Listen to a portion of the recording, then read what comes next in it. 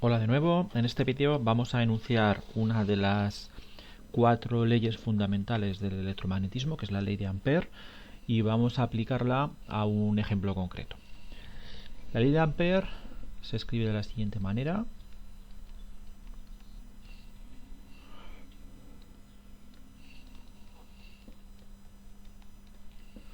Y se enuncia de esta otra.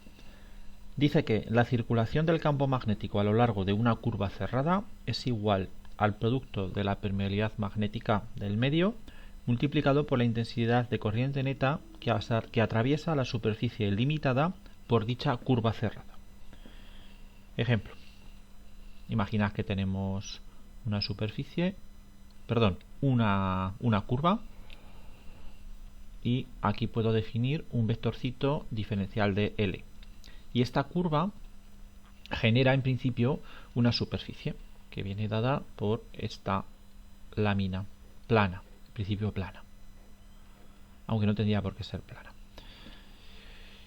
Si esta superficie la atraviesa una corriente I, pues el campo magnético se puede calcular de esta manera. La circulación del campo magnético es igual a la permeabilidad magnética del medio, en este caso sería el vacío, multiplicado por la corriente que la atraviesa. ¿Vale? Esto se puede generalizar a más corrientes, y si tenemos varias, imagina que tenemos una corriente I1, otra corriente hacia arriba también I2, y por qué no, una corriente hacia abajo I3, no tiene por qué ser paralelas ni nada por el estilo, simplemente atravesar esta superficie. Entonces esta ley se podría escribir de la siguiente manera. La circulación del campo magnético a lo largo de esta curva cerrada, esta operación es la circulación de esto a lo largo de una curva que viene dada por este diferencial de L. Esta curva cerrada sería así. Es igual a mu sub 0 por la suma de las corrientes que atraviesan esta superficie. Pero no es la suma tal cual de los módulos, sino que hay que tener en cuenta el sentido de la corriente. Bien, ¿cómo proporcionamos un signo a estas corrientes? Bueno, pues tenemos que hacerlo según el sentido en el cual circula el camino de Ampère. En este caso lo he dibujado de esta manera, va así. Si esto lo vemos como desde arriba, está circulando en sentido antihorario. Si utilizamos la regla de la mano derecha, la de la taza, si tenemos el pulgar hacia arriba y los dedos así, el camino de Ampère es el que me indican los dedos. Fijaos, las corrientes positivas son las que van hacia arriba, donde apunta el pulgar. ¿Vale? Entonces, en este caso, I1 e I2 serían positivas e I3 sería negativa. Así que aquí tendríamos que poner I1 más I2 menos I3. Esto sería en el caso en el cual tuviéramos varias corrientes que atravesasen nuestro camino de Ampère. Esto se parece, esta ecuación, un poco a la ley de Gauss, al teorema de Gauss del campo eléctrico, pero en el teorema de Gauss la integral es a un área y aquí es a un camino, es a una línea, es por este camino. ¿Vale? Bueno, pues ahora vamos a emplear esta ley para obtener el campo magnético generado por una corriente rectilínea. Esto lo hicimos en un vídeo anterior, utilizando la ley de Biot-Savart y resolviendo una integral que no era inmediata. De hecho, habría que ir a buscarla a las tablas de integrales para poder hacer cambios de variable, etcétera, etcétera. Aquí vamos a ver que el resultado es muchísimo más inmediato utilizando esta ley, la ley de Ampère. Consideremos una corriente que circula por un cable. Vamos a suponer que es un cable grueso, no tendría por qué, ¿vale? Una corriente que circula, en este caso pues daría un poco igual, hacia arriba, por ejemplo, mi corriente, y aplicamos la ley de Ampère para calcular el campo a una distancia R minúscula de aquí. Si esto es el eje del cable, el eje de simetría, pues a una distancia R minúscula desde el centro. Para eso tenemos que seleccionar primero el camino de Ampere. Aquí he dibujado una curva pues rara, porque lo he puesto de ejemplo simplemente, pero claro, cuando yo voy a aplicar estas ecuaciones me interesa que sean resolubles, que no sea una cosa que no tenga solución sencilla. Entonces voy a buscar simetrías siempre. El camino de Ampere que me interesa a mí en este problema será un camino circular de concéntrico con el cable que pase por R. Es el camino más simétrico que se me ocurre. Entonces será un camino circular.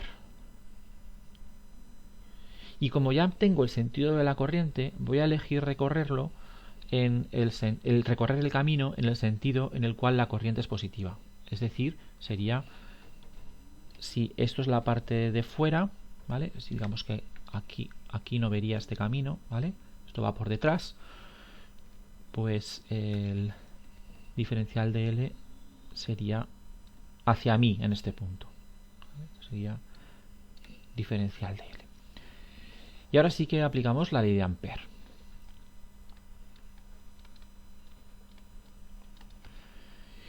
La integral al camino de B diferencial de L. Fijaos que esto es un producto escalar, ¿vale? Y tenemos que recordar cómo era el campo producido por una línea de corriente. El campo es, en este punto también es perpendicular a la línea, o sea, tiene la misma dirección que esto, que diferencial de L. Así que esto se reduce a B diferencial de L. Sería por el coseno de 0. Perdón, por el sen. Por el coseno de...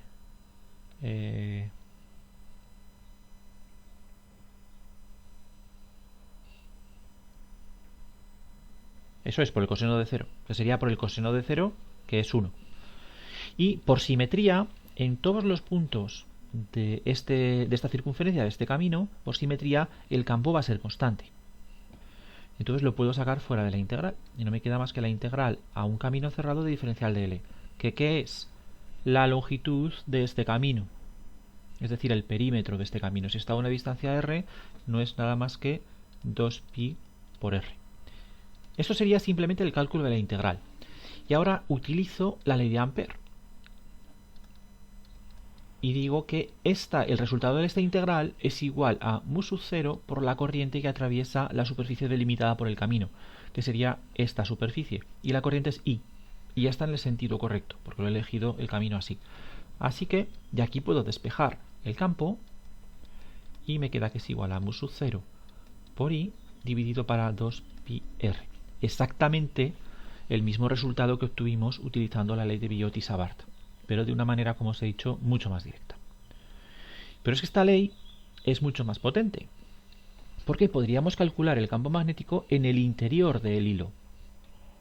No solo en el exterior, sino también en el interior. ¿Cómo? Pues si dibujamos el hilo más grande para que se vea mejor, podríamos, si esto es el centro, podríamos obtener el campo magnético a una distancia r minúscula, si el radio es r. ¿Cómo? Pues vamos a aplicar lo mismo. El camino de Ampere vamos a utilizar el mismo, pero ahora será de un radio menor, entonces será así. El diferencial de L utilizamos el mismo. Diferencial de L, la corriente, la misma para este lado. Por lo tanto, el resultado de la integral es el mismo, es B 2pi r. La integral de B diferencial de L es lo mismo, B por 2pi r. Lo que pasa es que ahora r es más pequeño.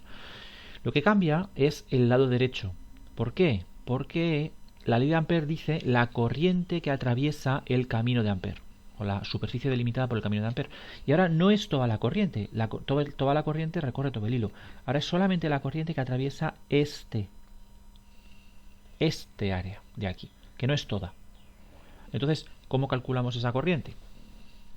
Pues es muy fácil. La densidad de corriente tiene que ser constante. La densidad de corriente es la corriente dividido por el área. Así que, por un lado, tiene que ser toda la corriente entera dividido para el área total, que es pi r al cuadrado, y por otro lado tiene que ser la corriente prima, que es la que atraviesa esta superficie solamente, dividido para pi r al cuadrado minúscula. De aquí, por lo tanto, puedo obtener I', que es la que me interesa. Aquí tengo I', que será igual, las pi se me van, es igual a r partido por r, está 2 al cuadrado por I. Así que esto lo meto aquí, porque I es el dato realmente. Mu sub 0, r al cuadrado partido por r al cuadrado por I. Y ahora simplificando, puedo obtener el campo magnético en el interior del hilo, que va a ser igual a mu sub 0 por I r partido de 2pi r al cuadrado. Por tanto, ya tenemos, esto sería el campo magnético para r mayor o igual que r mayúscula, y este sería el campo magnético para r menor o igual que r mayúscula. Para r mayúscula tiene que coincidir, y podéis comprobar que coincide, obviamente. Podríamos dibujar el campo, si queremos, en función de r, y fijaos que es lineal con r hasta el radio del hilo, es decir, subiría así hasta un valor máximo, y después decae con r, 1 partido de r, entonces decaería pues una cosa así, aproximadamente. Bueno, espero que se haya entendido y nos vemos en el siguiente vídeo.